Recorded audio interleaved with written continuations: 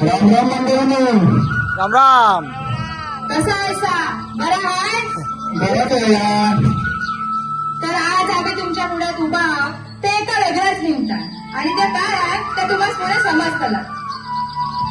परशुरामान बाण मारून समुद्र पाठी टाकलान आणि आपली कोकणची भूमी तयार केलान, जिथे वेगवेगळ्या रूढी, परंपरा, विविधतेचं दर्शन आपला पावला पावलावर घडता. पृथ्वी वयला स्वर्ग म्हणला तरी कोकण वावगं ठरायचं नाही. आणि या रूढी परंपरा जपणारा आपला गाव म्हणजेच आपला शिवापूर गाव. तशी एक म्हण देखील प्रचलित आहे. म्हणतात ना, कोकणात जन्म घेया भाग्य लागता. खरंच आहे, कोकणात जन्म घेया भाग्यच लागता. पण कोकणातल्या शिवापूर गावामध्ये जन्म घेया मात्र परम भाग्य लागतात. आणि आपण सगळेजण भाग्यवान आहोत की कोकणातल्या शिवापूर गावात आपला जन्म झाला. शिवापूर गावाबरोबरच बाकीच्या गावांचा गावपण देखील हरवत चाललाय. गावच्या संस्कृती आणि गावपण याच्यात उजेड टाकायचा किंवा बारीकसा प्रयत्न. जसा गावपण हरवत चाललाय तशी आपली गडकरी भाषा देखील हळूहळू हरवत जाते असं दिसून येत आहे. तीच तुम्हाला समजाय होईल आणि पुढच्या पिढीपर्यंत पोहोचाय होईल म्हणून यो सगळा घाट. चला तर मग आता बघूया आपला हरवत चाललेला शिवापूर गाव. चेस कोंबडा रावला की सकाळ झाली समजायची आणि घरातली बाई उठून कामच लागते. तेव्हा मावून दोन खळ्यातल्या तुळशी समोर शेणान सारवलेला खळा आणि चुन्याची बुटा या सगळ्या खळ्यास आणखी एक वेगळीच शोभा यायची. पण आता या कुठं बघायला आवत नाही. ना शेणाचा खा राहिलाय ना पिठाची बुटा. पहिले तांदळाच्या पिठाची बुटा काढत, आता लोकांनी खावावं नसताना तांदळाच्या पिठाची बुटा. सुंदर माझे जाते गे फिरे बहुतुके, ओव्या गाऊ कौतुके तू ये रे बा विठ्ठला. ओव्या गाऊ कौतुके तू ये रे बा विठ्ठला. अशा ओव्यांनी दळण्यास सुरुवात होईल. ओवी होण्याचा हेतू तो दळण दळताना दमा होऊ नये आणि कुठेतरी मन जमा होया असा होता. ह्याच्यातनं बायकांचा शारीरिक आरोग्य बरा राहाय, त्याच्याबरोबरच त्यांना आरोग्य बरा राहाय मदत व्हायची. म्हणजेच असं देखील म्हणू शकतो की जाता आनंदाकडे नेता. पाटा आणि वरवंटा जेवण चवीचं कराय, त्याच्यातला वाटप महत्वाचा आहे.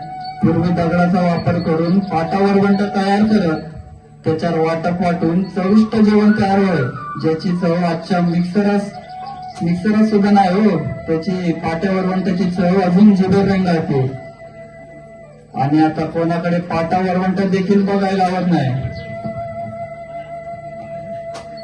आता आपण सगळीकडे बघता एक फॅशन रूल झालाय. चुलीवरचं जेवण आणि मातीच्या भांड्यातलं जेवण.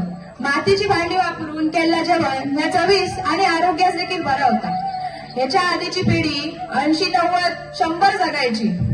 मला वाटतं ह्याच त्यांच्या जगण्याचा खरं मंत्र असेल, कारण त्यांनी निसर्गास महत्व दिलं आहे आणि आपण नेमकं त्याच्या उलटच करतात. म्हणून 40-50 वर्षात इतकाच आपला जगला झालेला आहे. मुसार, पायली, शेर, सूप, कणगी या वस्तू धान्याशी निगडीत आहेत. धान्य सडण्यापासून ते पाकडून मोजून ठेवण्यापर्यंत या सगळ्या वस्तूंचा उपयोग होय. या सर्व वस्तू देखील निसर्गातच गावत. जसा मांग्यापासून सूप, कणगी, रवळी काय काय बनवत तेव्हा लोक. आता काय कोणाच काय खावा नाही. उखळ मुसळ मांडलेले, अवघे धान काढलेले, वा आला पाखरान दाणे टिपलेच सांडलेले. आई म्हणाली परत या रे, पाहीन मी तुमची वाट, पाहीन मी तुमची वाट. 5. आधी सगळ्या घरांनी कोंबडी पाळत म्हणून आपल्यास 5 बघाय गावं. सकाळ झाली की जी घर सोडत ती दिस मावळला कीच घराकडे येत. बाहेर डायरेक्ट त्या गावात ते खाऊन शोधून खायत, नाहीतर कोणी रात्रीचा उरलेला भात भाकरी घातला तर जाऊन खाऊन दिवस काढत. तेव्हा कोंबडी देखील नैसर्गिक पद्धतीनेच वाढवत. तेव्हा आता सरी इंजेक्शन नाही होती म्हणून त्यांची चव बरी लागत. आता आपल्या आवडीचा विषय डोंबली, कांदारी आणि गॅस बत्ती. मिरग सुरू झाला की सगळ्यांनी मासे धरायचं याड लागायचं. सगळ्या मग या मिळायची माया व्हायला डोंबलीतली. पण ही मासेमारी नैसर्गिक होती तेव्हा निसर्गातल्या कुठल्याच घटकास हानी न पोहोचवता मासेमारी व्हायची. त्याच्यासाठी डोंबले वापरत. डोंबले देखील कणगीपासून मांडण्यापासून बनलाय.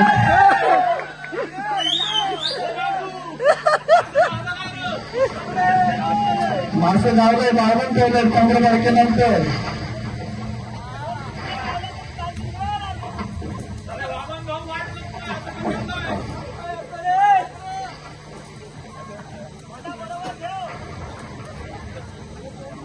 गॅस बत्ती ही आपल्या सगळ्यात पोचायला होती तेव्हा उजेडासाठी गॅस बत्ती वापरत. मग लग्नाची वरात असू दे नाहीतर मळणी असू दे नाहीतर रात्रीचा मासा धरायला जायचा असू दे सगळेच गॅस बत्तीचा वापर करत.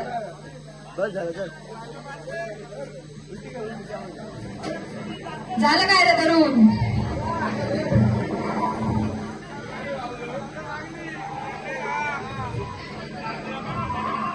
पुढे आता रात चाली.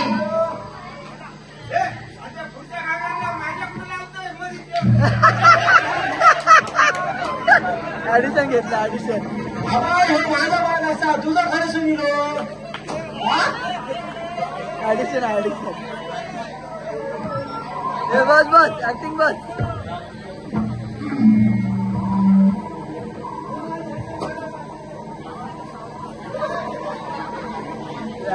आता महाराष्ट्राच्या ग्रामीण संस्कृतीचा एक अविभाज्य भाग असलेले घोंगडे. घोंगडे हे देखील बहुउपयोगी आहे. आरोग्य, धार्मिक आणि रोजच्या कामातनी देखील त्याचा वापर होतो. घोड्याकडे जाताना ऊन असून देत नाही तर पाऊस सगळ्यांपासून बचाव ही आपली घोंगडी करता. झोपाय हंतरून म्हणून आणि बसाय चटई म्हणून देखील घोंगडीचा वापर होतोय.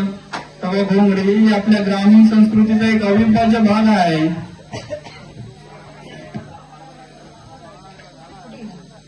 शेवगा कोकणची खाद्य संस्कृतीतला लोप पावत चाललेला एक पदार्थ म्हणजे शिरवाळ्या.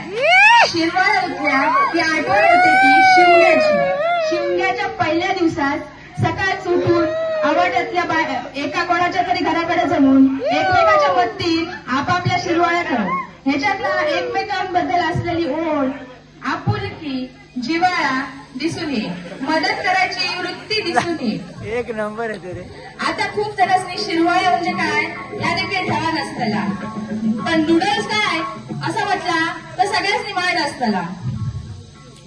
शिरवाळी लोप पावत चालली म्हणजेच आपली संस्कृती सुद्धा लोप पावत चालली असं म्हटलं तर वावगा ठरायचा नाही. ते वाढवलंय इकडे. शेवगा कोणाच बघायचा असत तर नंतर सकाळी गुंजाळांकडे जावा शेवगा बघाय. आणि नांगर, गुठा, झू ही नावे पण आताच्या पिढीला माहित नसणार.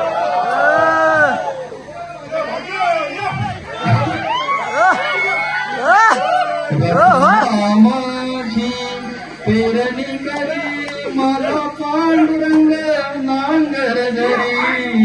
माझी शेती ही पंढरी. माझी शेती ही पंढरी. आधी शेती कराय नांगर, गुठा, झू वापरत. पण आता त्या काय बघायला गावात नाही. आता त्याची जागा ट्रॅक्टरने घेतलाय. गावात चुकून तरी कुठे हा दुर्मिळ झालाय. आम्ही पाण्याच्या बाटल्यातून आणलाय. आता याचा परिणाम सुतारकाम, लोहारकाम आणि गोवंश पालनात झाला. म्हणजे ते सगळे जोडधंदे हळूहळू कमी होत गेले. सगळ्या घरातनी आधी वाडा बघायला लावायचा. आता गाय नैवेद्य दाखवाय सुद्धा गाय गावत नाही कुठं. थांब राऊंड मारू दे. थांब राऊंड मारू दे. थांब. लाकूड तोडणे आता आपण बघला सध्या की इराण अमेरिकेचा युद्ध झाला, त्याच्यात आपण बघला की गॅस गावला कठीण झाला, म्हणून बऱ्याचशा लोकांनी आपली हॉटेला बंद केल्यानी. पण काय काय जणांनी जुन्या मार्गाचा आधार घेऊन म्हणजे चुली मांडून आपला धंदा चालू ठेवला नाही. त्याच्यासाठी लागणारी लाकडा गावतील तशी आणि गावतील तिथनं गोळा केल्याने. म्हणजेच आपल्या समजत आहे की आपण गाव विसरून चालायचं ना. अशा पद्धतीने आम्ही तुम्हाला हरवत चाललेला गावपण दाखवायचा प्रयत्न केला. आता तुम्ही ठरवायचं आहे की गावपण आणि गाव जपायचा की नाही. त्या सिलेबस झाला ऍक्टिंग झाली आता पुढे